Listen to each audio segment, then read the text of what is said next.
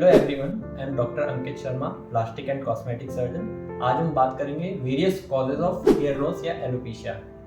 इसको हम दो कैटेगरी में डिवाइड कर सकते हैं, रिवर्सिबल एंड नॉन रिवर्सिबल यानी परमानेंट। रिवर्सिबल यानी उन सब कारण की वजह से जिसकी वजह से अगर हम वो अंडरलाइंग कॉज हटाएंगे तो हमारे हेयर लॉस वापस कम हो जाएंगे। सबसे पहले most common cause of reversible cause of hair loss is stress, जो कि आजकल बहुत कॉमन है। अगर हम कुछ ऐसी एक्टिविटी करके अपनी स्ट्रेस कम कर सकते हैं तो हमारा हेयर लॉस कम हो जाएगा। सेकंड है कुछ स्पेसिफिक डिजीज, जैसे वायरल डिजीज हुई, जैसे डेंगू हुआ, कोविड हुआ, हाइपोथायराइडिज्म हुआ, इसमें भी हमारी हेयर थिनिंग होती है और हेयर लॉस ज़्यादा होता है।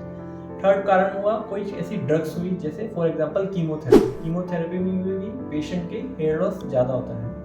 अब आते हैं हम permanent category of the hair loss में। इसमें मोस्ट कॉमन कॉज है एंड्रोजेनिक एलोपेशिया यानी मेल पैटर्न बाल्डनेस, जिसमें हमारे सामने की तरफ से और साइड की तरफ से हेयर लॉस होता है। एंड इसके अंदर सेकंड कैटेगरी है फीमेल पैटर्न बाल्डनेस में हमारे सिर के बीच में से हेयर लॉस होते हैं। सेकंड कारण होता है स्कारिंग एलोपेशिया, जिसमें जैसे कोई बर्न हुआ या कोई लाइकन प्लेनस जैसी डिजीज हुई जिसकी वजह से हमारे यहाँ पे स्कारिंग होती है और हेयर लॉस होता है।